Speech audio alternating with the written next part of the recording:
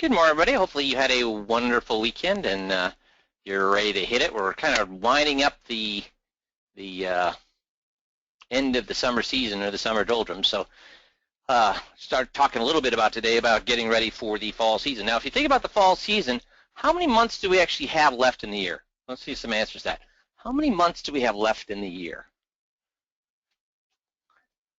3 at best. I'd say more likely 2. Michael's right. I would go with Michael. I'm not going to say, Robert, you're wrong at 3, but I would say 2, because really the only months we have left are September, October. Because once you get into November, you're into the holiday season. Now, you can get a lot. You can market during the holiday season. You can market during November and December. Not a problem. You can get in front of a ton of people in November, December. What's the problem with getting in front of a ton of people in November, December as far as marketing goes? Meetings, Todd, exactly. Follow-up, Michael, exactly. That you can't get them to follow up. And remember, to get all the money, it takes at least 3 meetings.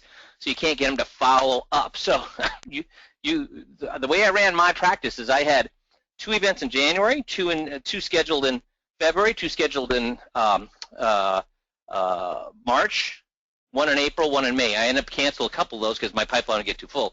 Then I would take the summer off from marketing. You know, I'd still have my epidemic marketing going, my newsletters and all that kind of stuff. So I had stuff trickling in all summer long. I did my client appreciation event, my barbecue. I did client annual meetings, those kind of things. But I'd kind of back it off during the June, July, August. Then I would hit it 2 in September, 2 in October. When I say 2, I would actually do 2 mailings in September, 2 in October. Not that you have to. I'm just telling you how I did it. But then I did nothing in November, December. I did the same thing again. I had my Christmas lights tour for client appreciation event, did client annual meetings, those kind of things. Because I knew that I really only had September, October to market, so I'd pack as much marketing in there as I could. So the reason being is that, think about this, if I can't market in November, December, I start marketing in January, when am I going to see my next paycheck?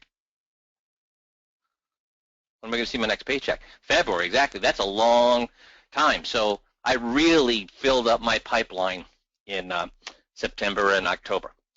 So we're going to talk about that today for the most part, but here I would just want to give you a couple of things that I ran across this week that I thought you'd find interesting. Seeking Alpha, I think, is one of the most informed blogs, investment blogs out there. It's run by Mebane. I can't remember his name, but the guy is a genius. But this was actually a guest blog on his blog, and this guy was actually called a couple of the problems in 2000. He called the 2007 crashes. So what does that mean, guys? When somebody calls the 2000 crashes, what does that mean? Oh, thank you, David Farber, Mebane Farber. So what does it mean when somebody calls the 2007 crashes? So they've been right twice and lucky. I would agree with that. So hey, you know what? He's called it a couple of times, but he also admitted that he also called it again in 2010 and 11, which that did not happen. So, you know, knowing what you know about me, do I think anybody has a crystal ball when it comes to the marketplace? Chris says emphatically, no. Exactly, no, I don't believe in it. But I do think we can take some messages and use them as cautionary measures. And this guy came out with confirmed Hindenburgs. So when he found, the reason he got out in 2000 and 2008 is because of what he calls a Hindenburg, after, of course, the dirigible that blew up. So he says, confirmed Hindenburg is when these 5 things happen. The New York Stock Exchange new highs and new lows both exceed 2.5% of issues traded. The S&P 500 above a level 10, above the level of 10 weeks prior, which is an odd one. You'd think that that would be a good thing, but actually it ends up being part of this Hindenburg indicator. The New York Stock Exchange new highs is less than 2 times new lows. So that means there's twice as many new lows as there is highs. The McClellan oscillator breadth is negative, and at least 2 signals within 36 days of each other, and then additional filter percentage of stocks above own 200-day moving average is less than 60%. So you see there was this Hindenburg here in 1999. So did the market fall in 1999, guys? No, it didn't. But how long before it did fall here?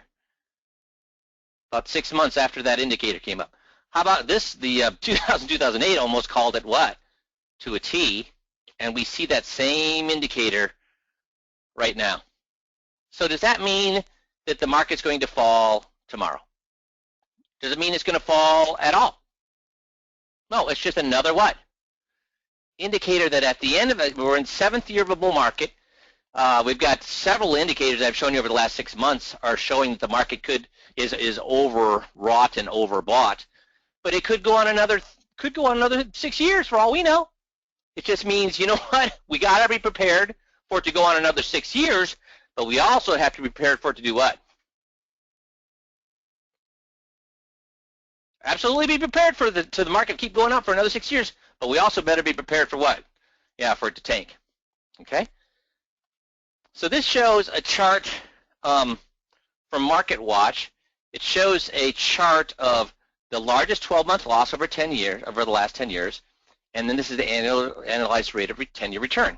So I thought this was pretty interesting. The strategy that made the most money over the last decade, right here, you see this? Can you guys see my arrow moving around, or do you guys see that or not see that? Nope, we can see your arrow. Okay, good. So you can see the strategy making the most money over the last decade suffered a 71% loss during a 12-month period. And then we got all these outliers here. So as you would expect, this is the average rate of return for the market. So where do most of those managers end up, above or below the average rate of return of the market over the last 10 years? Below it. And then when we look at the biggest downturn, where do most of them end up? I'm sorry, when we look at the biggest 12-month market downturn, where do they mostly end up? Right smack dab in the middle. Now, look at these. This guy did pretty darn well. This guy did pretty darn well. So, you know, this guy did pretty darn well where they get good rates of return and they didn't have a lot of downturn. So what do you think is going to happen to them over the next 10 years? Have they got it figured out? Look at basically no down. This guy had no down, and this guy was averaging 10% return, 11% return. Yeah, no, because here's the thing. We've talked about this before. If I am playing Russian roulette with 1,000 people, and we play it enough times, eventually there's only going to be one winner left. Does that mean he's a talented Russian roulette player? Boy, he's got to figure it out. No, he's just lucky. So these guys don't. It does not matter. Like we've talked about, you know, the manager, the manager of the decade, the equity manager of the decade from Morningstar, the next year lost like 42%. A year that everybody else made money, he lost 42% in 2011. So again, if we're what should we promise our clients when it comes to the market? We should promise that when the market goes up, you're going to go up, and when the market goes down, you're going to go down. That's all. When the market goes up, you're going to go up. When the market goes down, you're going to go down. If I promise them anything else, if I promise them better returns in the market, or if I promise them, hey, we're going to get most of the market, but when the market goes down, my manager can get us out in time, should I be making any of those kind of promises? If you do make those promises, you should also give them the signature that you'll turn over your house to them if you're wrong or your manager's wrong. Now how many of you are going to give them that promise? Because you know what are clients going to remember? Are they going to remember when you said, hey, you know what, we're going to not make the whole market when the market goes up, but we're going to be protected on the downside? Do they remember that at all? So when the market goes down, and when the market goes down 20% and you only go down 10%, do they say thank you? No, and this is a good indication of that. So in 2014, consumer complaints, there were 17,509 complaints when it came to securities, and how many were there when it came to FIAs? Why don't people complain about FIAs?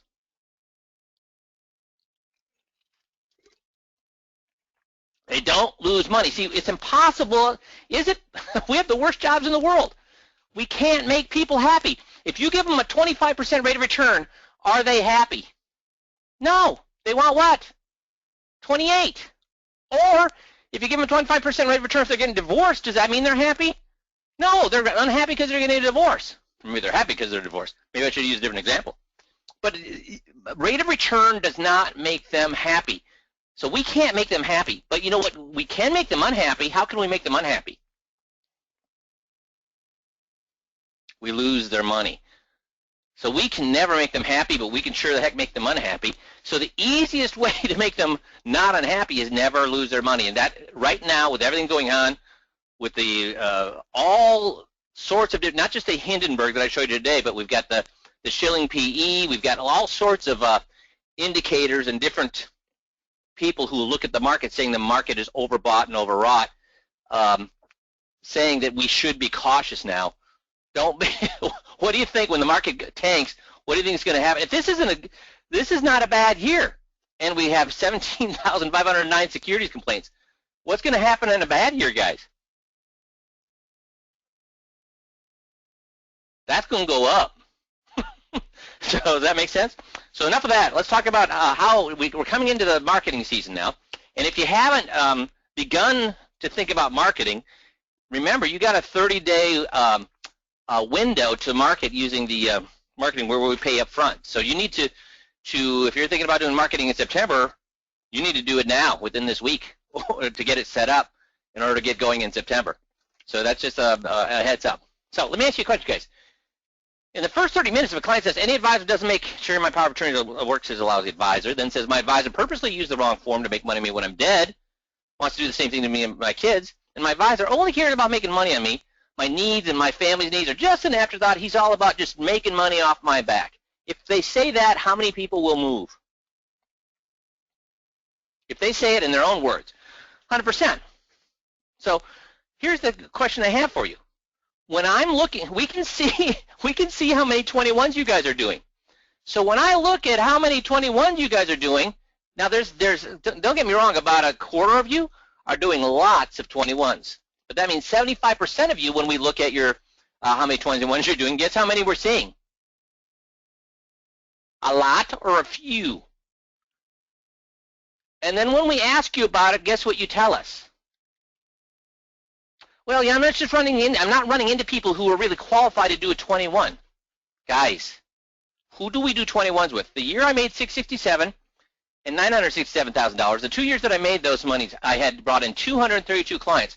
How many of those clients had 21s done on them? All of them, exactly. Now, here's the other thing. You've had to check out of the big 3 scripts. So does that mean those are the only 3 things that you do with the 21-point checklist? How many of the 21 things do you do? All of them. All 21.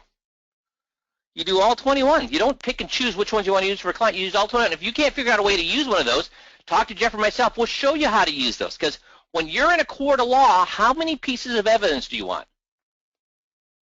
All of them.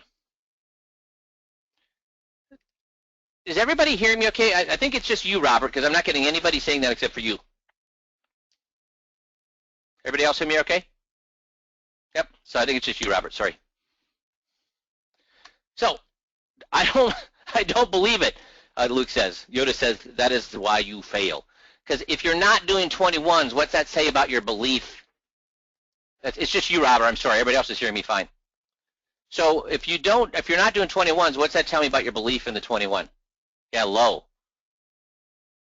You're not. Yeah, exactly, Eric. You're not on board. You got to do 21s, guys. The 21-point checklist. If you get a guide or a client to say those 3 things, they're going to move all their money to you. They're going to move all their money to you. Never trust a skinny chef. I love that one. So the reason I do 21s is why, and I record them why. So that I can check, even with people who, if you, even if you have people who aren't qualified for 21, do it. Do it anyway, so you can go ahead and see how you're doing on that. So don't say no. Try not. Do or do not. There is no try. So we're having a little Star Wars theme here since that's coming up here in a few months. Don't just do the 21. Or if you're more of athletic, as Nike says, just do it. Just do it. Just do it. The more you do, the more you're going to get to the point where Yeah, David. David says he is a skinny chef. So the more 21s you do, the better you're going to get at it. So just do them. So when I'm looking now at how many 21s you're doing, guess how many I want to see? A few or lots? And guys, isn't it interesting? The guys that are making the most money, guess how many 21s they're doing? Lots, exactly. So be careful about how you're talking to yourself because you are listening. So be careful about how you're talking about yourself because you are talking to yourself because you are listening, which means that you're the one telling yourself that, hey, this person's not qualified. Hey, I really don't need to do it on this person. Hey, this, and I'm going to show you lots of things. Be careful of how you're talking to yourself because you're listening. And I want to get into that also about when we market. Okay? Because what if in the 75 minutes someone tells you this? I need to see you for a win-win-win. I need you to look at my power of attorney. I need you to fix it so my spouse doesn't lose half of their Social Security, and I want to do an easy check. If they say those 4 things to you, what are they going to do? What are they going to do? Just like with the 21-point checklist, they're going to move their money. With this, they're going to book an appointment. Guess how many outside the boxes I've listened to where the guy has, because these are the why action questions, because they're going to tell you this if you do the why action questions. How many outside the boxes do you think I've listened to where the advisor had everybody in the room, not the room itself, but everybody in the room say all these things? How many of them do you think had less than an 80% appointment ratio? If everybody in the room told them these things. I've yet to hear one. Now, how about when they've asked the whole room this? Have I seen when they've asked the whole room this instead of everybody individually? Have I seen less than 80%? Yeah, I've seen less than 50% with those. You can't ask the whole room that. You need to ask these people individually. That's right, Michael. So they take ownership of it.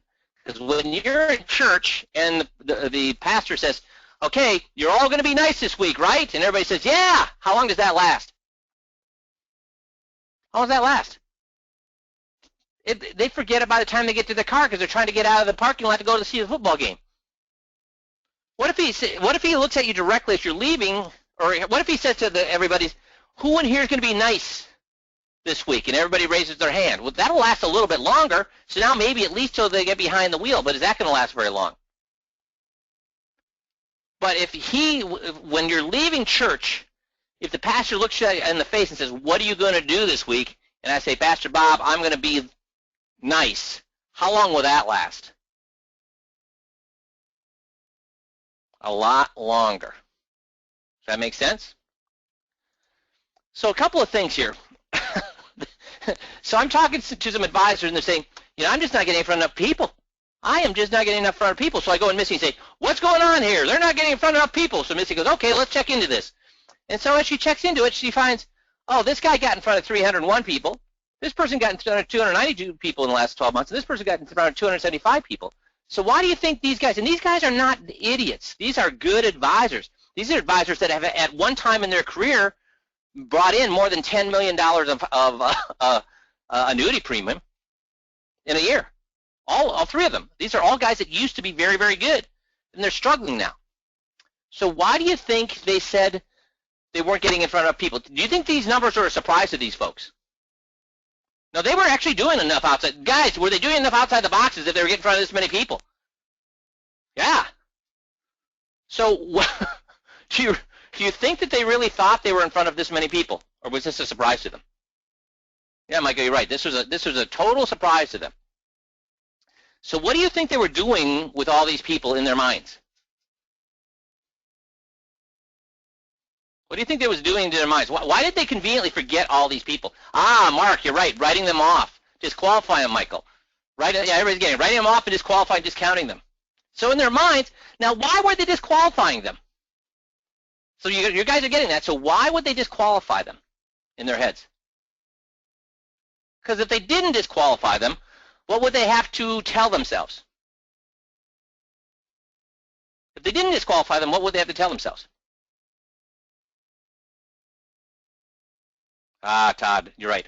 Ownership, they failed. Because here's the thing, guys. Remember, outside the box, we show them how to get long-term care for free. How many people would want long-term care for free? Then we show them how power of attorney is a problem and that their spouse won't be able to get their money when they need it most. How many of them want their spouse to get their money when they need it most? So if everybody wants long-term care for free and everybody wants to make sure the power of attorney is working, what's the only thing standing between them and those two things? The advisor. Which means the only reason that they didn't learn how to get long-term care for free and get the power of attorney fixed is because for some reason they didn't what? Trust the advisor. Does that make sense?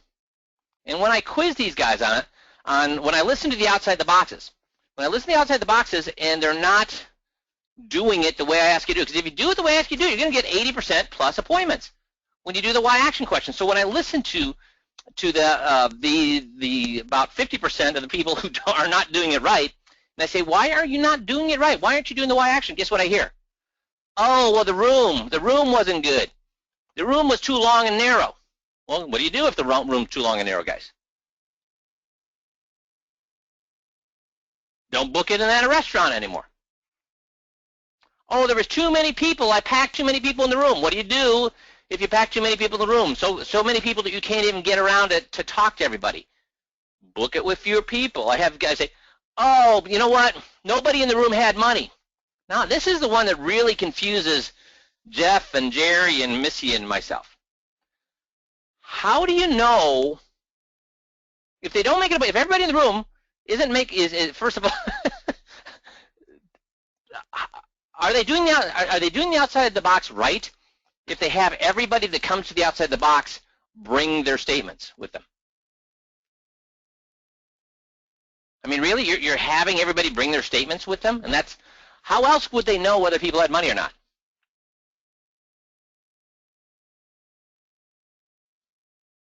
That's right, Brad. Brad says it's our way of not taking credit for the failed attempt and making it the prospect's fault.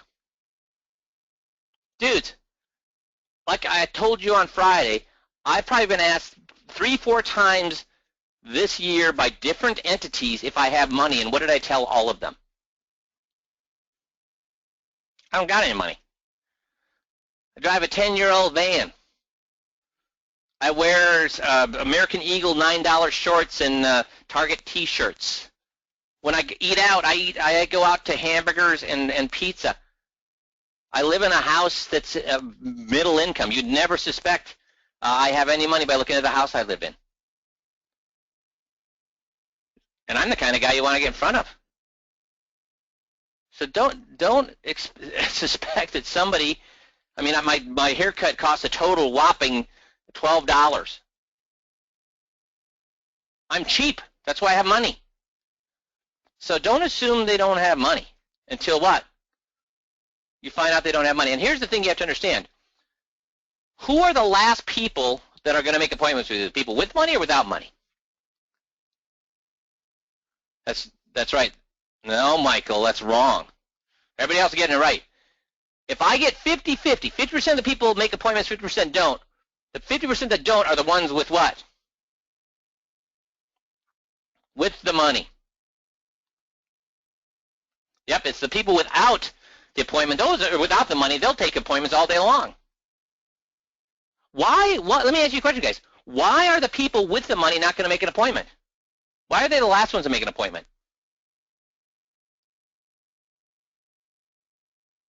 They're all set, right, Gary? They're all set. They're content, Bert, right? They think that's right, Michael. They think they're already set. So here's the things I hear. But Mike, they didn't have any money. But Mike, oh, the restaurant threw me off. Oh, the equipment threw me off. Oh, my big toe threw me off. Guys, don't learn the outside the box till you get it right. Learn it till what, guys? Don't learn it till you get it right. Learn it till what? You can't get it wrong, Michael, exactly, until you can't get it wrong. Because if you can't get it wrong, then the restaurant's not going to throw you off. The equipment's not going to throw you off. Your big toe's not going to throw you off. Right? Do you get that? Oh, they wouldn't make an appointment with you. Oh, we're going to talk about this one. This one drives me crazy. They wouldn't give me their statements. We'll talk about that one. They love their advisor. What have I said about their advisor? If they love their advisor, guess what? I look at that as a slam dunk. Why? The bigger the love, the bigger the fall. The more they love their guy, the more when they find out that he's screwing them, the more angry they are. So guys, these are all what? Somebody said it earlier. What are all these things? But Mike, I've got some sort of an excuse. See, if anything bad happens, it's not my fault, it's fate, right? So this is from Wolf of Wall Street, which they borrowed it from another trader from the 1920s, which was, the only thing standing between you and your goal is the BS story that you keep telling yourself why you can't achieve it. So what would I say to those advisors that got in front of 275, 294, and 301 people last year? Guys, how many advisors in this country would like to be in front of that many people in a year? How much money do you think I would have made if I was in front of those people? if I was in front of that many people, you know, I'd be that's easily $20 million of production, easy. Because let's throw out half of them. Let's throw out half of them and say that they had no money. That means there's 150 people that if you got all their money, how much money are you going to make? Now here's the thing, guys. It's not me. Because you guys can all be me. How could you all be me? How could you all be me?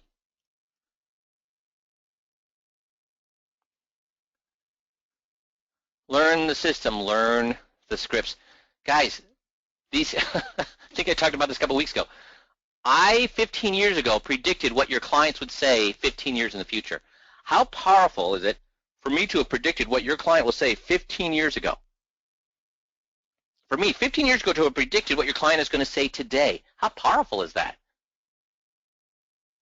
And here's the thing. If you do the scripts are written so the client can only say one thing, which is what you want them to say. Do you see now why sometimes I'm grumpy when I'm talking to you guys and you don't know the scripts? It's like you have the everything you need to make $1 million a year or whatever you want less than that, and you're what? We're back to what? It's hard. Really? Is that hard? We've talked about the fireman. Could I get a fireman to learn those scripts in a couple of weeks? You darn tootin' I could.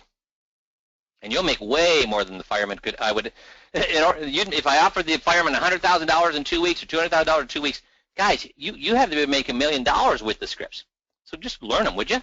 Because then if you know the scripts, guess how much you're going to make sure the outside the box works. If you know the scripts work, what will happen to your outside the box abilities? You're going to be great. Why? Because you know if you get in front of them, they're a done deal. So guess what you're going to do to make sure you get in front of those people? anything you can. So if they want what you have and they don't make an appointment, what's standing between them and their goal? You. So who doesn't make appointments? The people with the money or the people without the money? We already talked about that. It's the people without the money. So we should be getting 90% appointment ratios because they want what we have. So as soon as you start telling me they don't want what we have, as soon as I start listening to these outside the boxes and at the why action questions, they're saying, no, I don't want this win-win-win, and they're saying, no, I don't want you to look at my power of attorney. No, I don't want an extensive or an easy check. Once I start listening to the events and they stop saying those things to the guys that are asking that, then I've got 2 more events already written. We'll start using those. But guess how many times I hear that? Never. See, you have the ability to turn every person you get into. Because if we can close 80 to 100% of people at the event, and we close all the people with money, you've created an ATM machine. You now have the Midas touch, and yet still 50-50. 50% of you guys are doing it, so thank you. I'm sorry for sorry for singing to the choir here, but hey, you know what? Maybe you'll pick up a few little things that'll make you even that much better. But for the 50% that aren't doing this, dudes, look at the 50% that are. They're getting 90% of the people at events to make appointments. So what's the difference between them and you? Don't practice till you get it right. Practice till you can't get it wrong. See, Hard work beats talent when talent doesn't work hard. Hard work beats talent when talent doesn't work hard. Guys, if you can't get the outside the box down to where you're comfortable asking the why action questions after 20 times, here's the great thing. Guess what you can do? If you can't do it in 20 times, most guys get it down in 20 times, but let's say you can't. What can you do? That's a great thing. What can you do? Do it 30 times, right, Mark? Practice makes perfect. So what should you practice? First of all, practice that you're not speaking to the crowd. Instead, you're having a what? You got to quit talking to the crowd. Instead, you have to what? Have a conversation. Ask questions, and then make sure who doesn't answer them. A lot of you guys I've been listening to, you're so close because you're asking the questions, and then who answers the questions? You do, right, Jerry? No, don't do that. You're asking great questions. Take a breath and let them answer. And if they're not answering, guess what? Make sure they answer. There's ways to do that. Jeff, I can show you. But usually you don't even have to ask very hard. You just have to shut up and let them answer instead of jumping in right away. One of the ways that we get them to do that is what? Very early in the event, what do? Very early in the event, what do? We giveaways, yep. And remember, this has got to be a conversation. So if it's going to be a conversation, if the room holds 37 people, how many people am I going to put in that room? If I want to have a conversation with everybody, one-on-one, not as a group, not me and the group, but I want to have a conversation with everybody. That's right, Bert. That's right, Brad. 20, 25. So I'm going to go ahead and book 25 people in there, knowing that I'll end up with about 20. Because with 20 people, you can absolutely talk to everybody in the room, get everybody in that room to answer your why action questions. So just because the room holds 37 people doesn't mean that that's what you put in that room. Because you can only have these one-on-one conversations with about 20, at most 25 people in the room. Does that make sense? And what should your tone be like? What should your tone be like? And a lot of you guys are getting awesome at this tone. We're having a good time. It's our first date. We're having fun, yeah. What you don't want to do is be on a mission. So if you're on a first date, you don't want to be asking something like, are you looking for a partner with the children to have children with? Don't have a point. Don't have an agenda. Don't try to attack, or not attack, but try to make the point, oh, you need to, here's the thing, folks, you need to know about this. If you don't know about this, you could be in trouble. Blah, blah, blah, blah. Don't act that way. Instead, it should be, hey, have you heard about this? This is pretty cool. You heard about this? Yeah, that's kind of a cool thing, isn't it? What do you think? Would you like to be interested in that? The tone is very what? Upbeat, not in their face. Don't tell, sell, preach, or teach, right, Michael? So you don't want to be having an agenda. Also, at the funny math scenario, what's the funny math slide about, guys? What's the funny math slide about?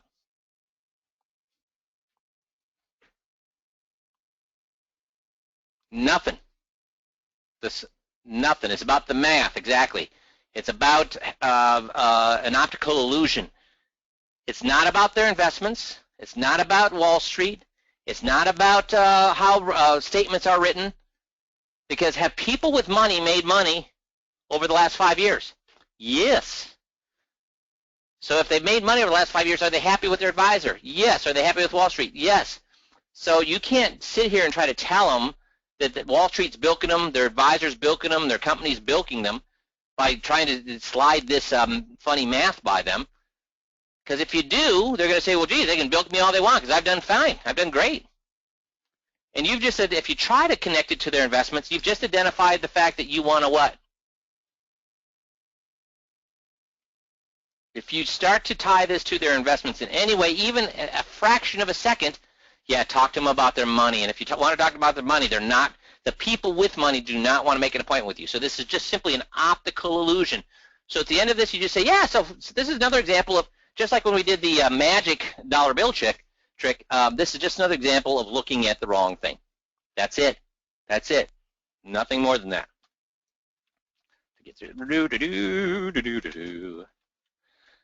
And then, so the main thing that are getting people appointments is that for us asking them, are they going to act now? So we ask them at the end of the win-win-win. We ask them at the end of the power of attorney. If you do Social Security, at the end of Social Security, and with the easy question, easy check or the extensive check. So remember, the why action questions are: what are you going to do, when you're going to do it, and who are you going to do it with, and why. What are you going to do, when are you going to do it with, I'm sorry, when are you going to do it, who are you going to do it with, and why. So what are all those questions about? What are all those questions about? Action, getting appointments, exactly.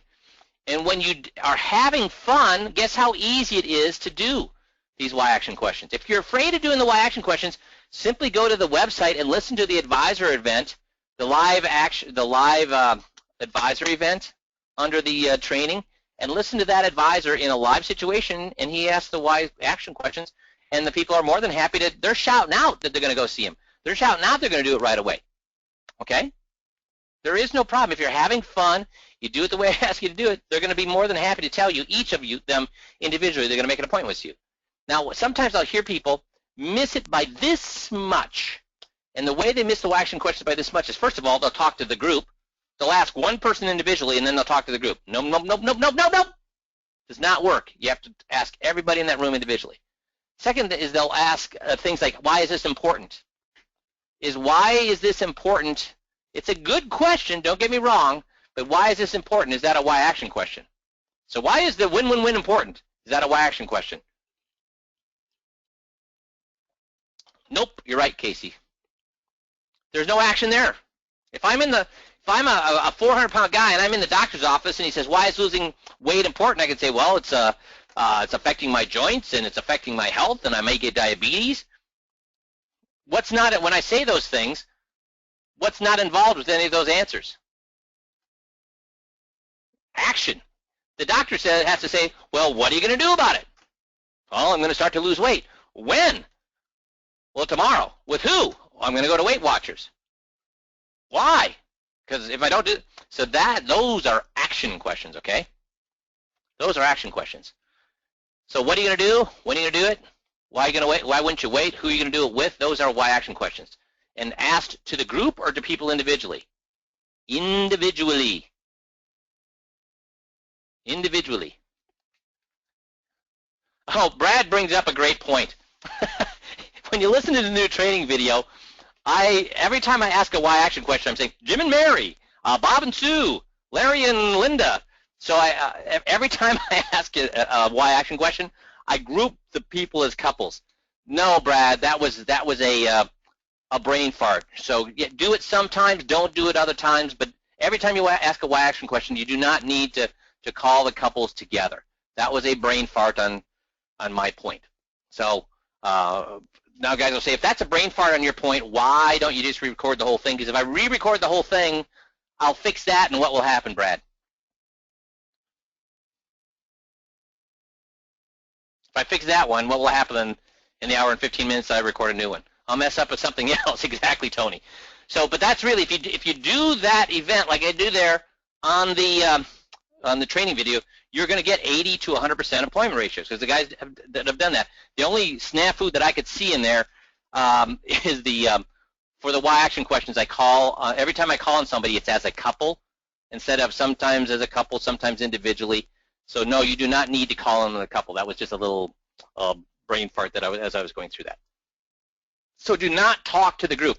Here's what happens when you talk to the group. When you get a evaluation sheet that says, awesome presentation, best presentation I've ever seen, is that you're going to get a lot of appointments or little appointments when you hear, oh, this is the best presentation I've ever seen? Tony's got it right. See if Rick's got it right. Yeah, everybody's getting it right. Not very many. Because that means that who was doing, they're talking about the presentation, who was doing all the talking? You were, exactly. So what do I want to see on those evaluation sheets? How do I know I'm going to get a lot of appointments when I see, what do I see in those evaluation sheets? I want to hear more, Mark. Exactly. I want to hear more about the win-win-win. I want to hear more about the power of attorney. That's when you know, not that, no, I don't want to see that they enjoyed it. Do you guys get that? I do not. That is, if they say they enjoyed it on the evaluation sheet, is that what I'm looking for? No, no, no. Do people make appointments when they enjoyed it? No. I want them to say, I need to figure out how to fix my power of attorney. I need to fix or get that win-win-win. That's when I know they're going to make a lot of appointments. Yeah, when they wrote down they want to meet. Exactly, Bert. That's for sure when I know they want a lot of appointments. They want an appointment. That's what I'm after. And we give them the opportunity to make an appointment 3 times. One is after the win-win-win. One is after the power of attorney. And one is after Social Security. But really 4 times, because where's the 4th time we ask them to make an appointment? At the close, exactly, Tony. So here's the thing. Learn the win-win-win word for word. Word for word. Because if you learn it word for word, it's the perfect Socratic script. They will be selling themselves on the win-win-win for 10 minutes. So guess how many people are going to tell you they're going to make an appointment with you for the win-win-win if you do it word for word? Everyone. Everyone will. So if you learn the win-win-win word for word, not many, Rick, everyone. You show me a tape where you do the win-win-win word for word, and only many of them, and we'll see what went wrong. Because if you do the win-win-win word for word, everybody will make appointments with you. Anybody who wouldn't make an appointment with you would look like a what?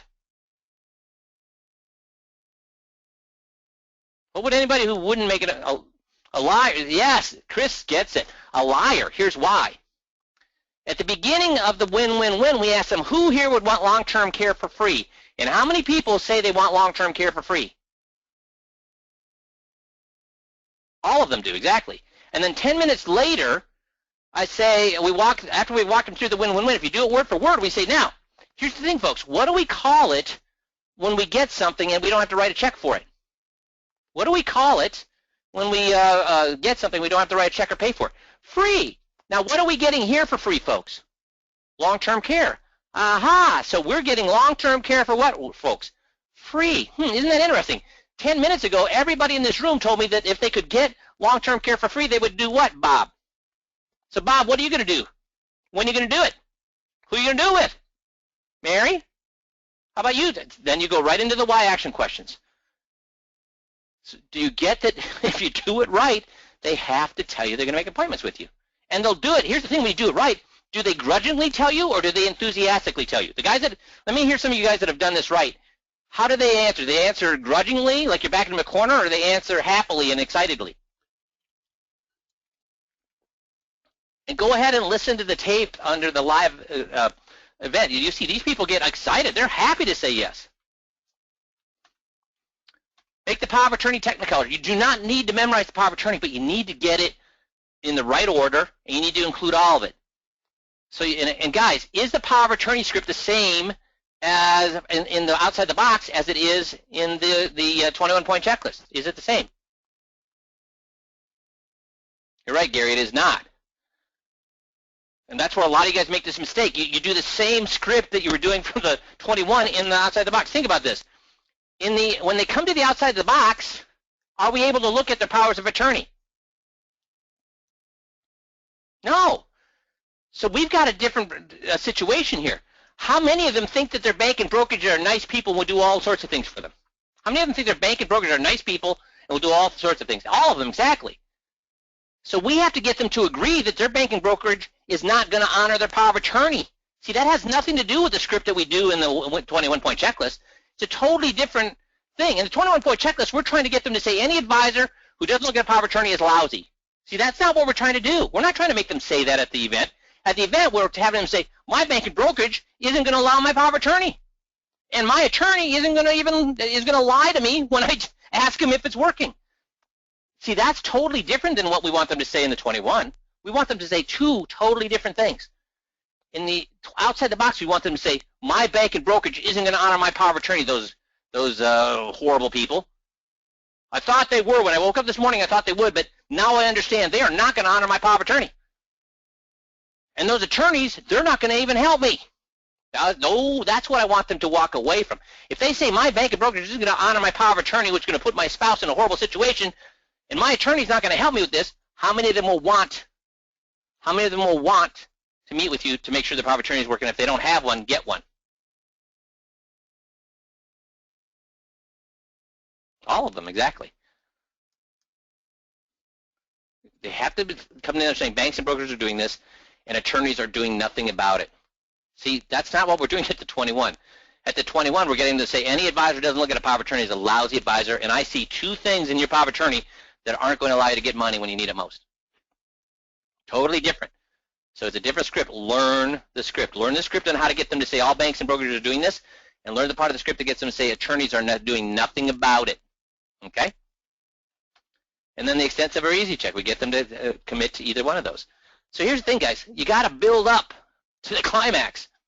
Got to build up to the climax, and don't rush it. If you do a great event all the way until the last 10 minutes, and then you rush the last 10 minutes, guess what happened to all that other work you put into it? Flushed it. Wasted. So slow down. Calm down. Don't worry. Don't hurry. Trust the process. Bring them to the climax the way we put it there. And if you're running too long, just take out the Social Security. In fact, all new people that are doing these events, I'm saying take out the Social Security. I'm taking out Social Security because in almost 4 years of doing this, how many people have written down on their evaluation sheets they want to meet because we're going to help them if in case their spouse loses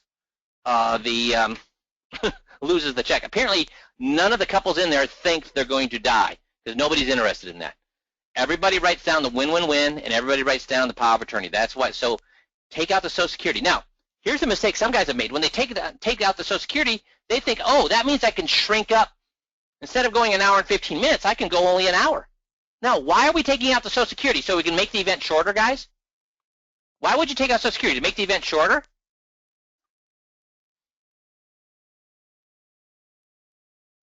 No. It's to give you, yes, spend more time on the win-win-win and do it right. Spend more time on the power of attorney and do it right. Spend more time on the close and do it right. It gives you more elbow room. So don't think, oh, I took out Social Security, so now I can shrink the time. No. Keep it the same length, but spend more time on those things that you still leave in there and do them right, okay? So keep calm and get them to say yes. So as you're doing the close, remember, you'll hear me do this on the training video. At the close, I asked them to write my point right on the form. Put down easy check. Check easy check, check extensive check. I point right on the form, and I walk around the room, or my assistant walks around the room, pointing at where they should write that down. And then I ask them again to write in whatever date is, Monday, Thursday, Friday, or whatever the dates I've chosen in there, to write that down. Okay? Now, guys, when should your appointments be? When should your appointments be? They have to be within 5 working days. 7 calendar days, 5 working days of when you do that. Anything long, yeah, 3 is even better, yes. Because the longer you go, the more you're going to have cancellations. And then when you meet with the people for the first meeting, when should your next meeting be for the 21? Within 7 days. I had 1 week, 1 week, 1 week. Week. When we look at this, and Missy's looking at this, we have guys spreading this out to 6 weeks out, and they're finally seeing their clients for their 21-point checklist. Don't do that. The sooner you can squeeze these things together, the better. Guys, have a discussion with your restaurant beforehand and with the manager and with the staff, and make sure they understand they're going to get a good tip if they do it right. If they don't do it right, they're not going to get a tip. They're not going to get a tip. And the thing that you have to watch for is avalanches. And again, I talk about how to do this on the training video. But the basic, do I ever take no for an answer, guys? When somebody says they don't want an appointment, will I take no for an answer? Never. Why? Because then you get an avalanche of no's. Even the people that want to meet with you will say no because the person in front of them said no. So I'm gonna basically put that person on the spot. Also, if you think about it, guys, why should I not take a no for an answer? Why should I never take no for an answer?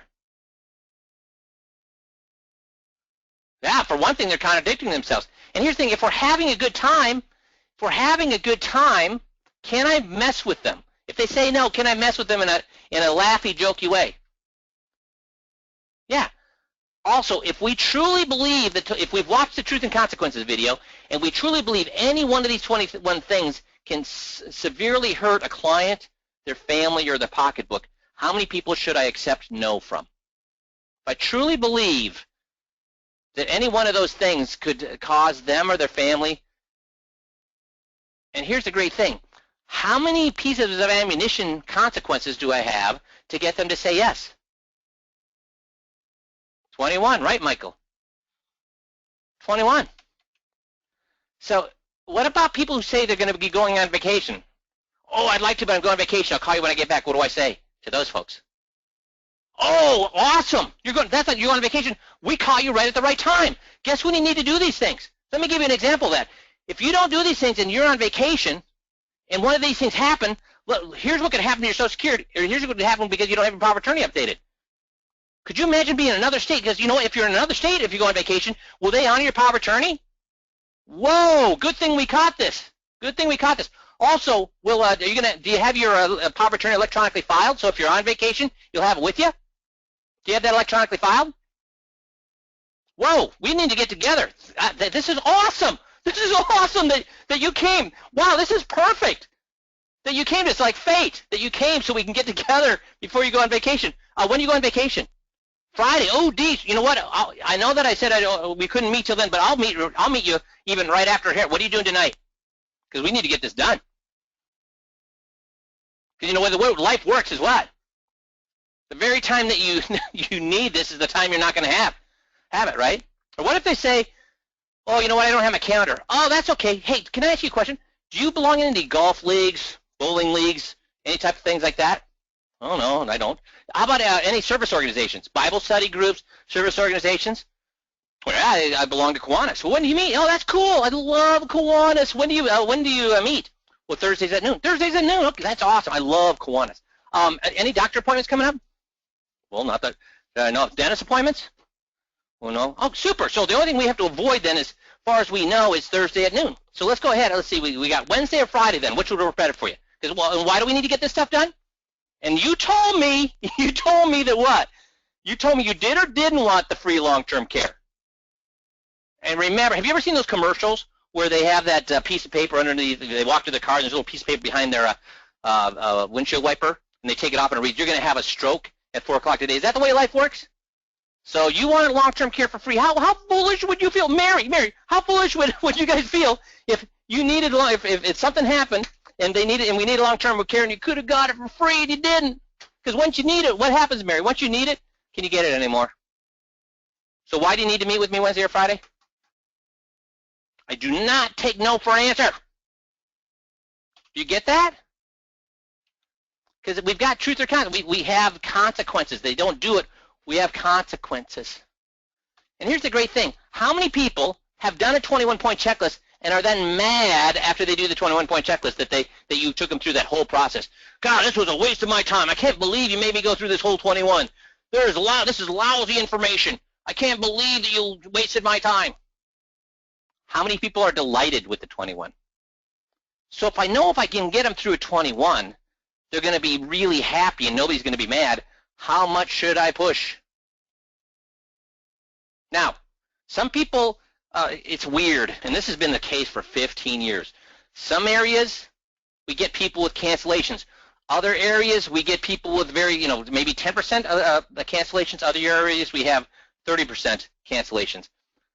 I have no clue why it's geographic like that, but if you're in a geographic area where there's cancellations, guess what you need to do at your next event?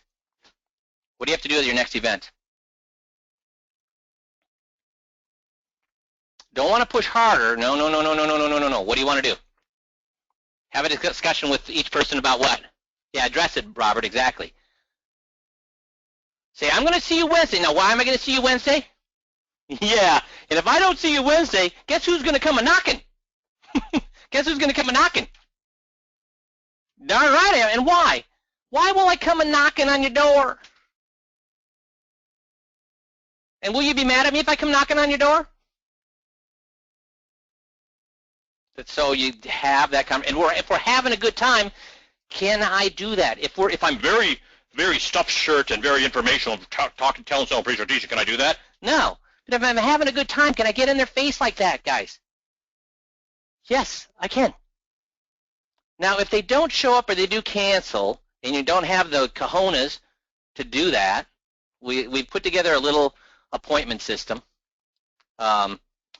using the, you send them out a letter, and it gives them a little survey, and the survey basically goes through and asks them if they could give you feedback why they didn't think those things were important, and then the PS. And what is the most read thing in any letter, guys? What is the most read thing in any letter? The PS. So the PS sends them to the 21-point checklist website, and if they go to that, they can send you an email and put in a free book in the subject line, and you'll send them out a free book, and then this tells you how to use the book, the little book, okay? So if they make a cancellation, you can do that. If they don't show up for an appointment, you can do that. But the best way to deal with this, if you're in one of those geographic areas where you do see a lot of cancellations, you need to what? Address it at your next event. In what? A fun way. Just basically say, oh, Missy, do we have, let me see here if that's the last slide. No, so where is the, Missy, can you get in there? Where is this system? Yep, it sure is. It's underneath outside the box presentation, and it's just called the No Appointment Feedback Mini System. And it's actually, yeah, if you're on that slide, sorry, the whole path is there. So it's under presentations and then outside the box 2015. Yeah, so it's not there. So it's under. No, go back to the book slide, the actual system. Sorry. Right, oh, right there. Go right at the top, presentations, outside the box 2014 Magic, No Appointment Feedback Mini System. Okay, guys. So I prefer you don't use this. I prefer that if you have an event where and then you have cancellations, that you address it at your next event, and then you can have this as a fallback. But let them know that you're going to come knocking and get their agreement that you can come knocking on their door if they don't show up, and why, and have them tell you why you're going to come knocking at the door, and then say, hey, do I sell powers of attorney? No. So why would I come make sure your power of attorney is right? So you have a discussion about and get them to agree on why it's okay for you to come and knocking if they don't show up. Okay? Make sense? And if you're not in an area, count your blessings that you're in an area that you don't have to deal with that, because it's a pain for those guys that do. I mean, I don't know what. For 15 years, it's weird on why that's the case. Okay? So, and then make sure you learn the power of attorney, tie the power of attorney to everything. Sorry, I have guys that are saying this is the best thing since sliced bread. If they would able to come on to the system just for this script, because it gets people to give them all the information, and guess what? It also gets them to really buy into the process, the 21-point checklist process. So learn that script, okay? And you can find that under the agreement meeting, training scripts and audios. So I'm out of time. So thanks, everybody. We'll talk to you all on Friday. Oh, and guys, I am gone on vacation next week and will not have access to my email because I'll be in Canada, so I'm not taking all that stuff to traipse around there. So I'll be gone next week. If you need anything before next week, give me a holler this week and make sure you get on my calendar. Otherwise, I'll talk to you all on Friday, and I just want to give you a heads up for next week. Thanks, everybody. Have a good rest of the week. Thanks.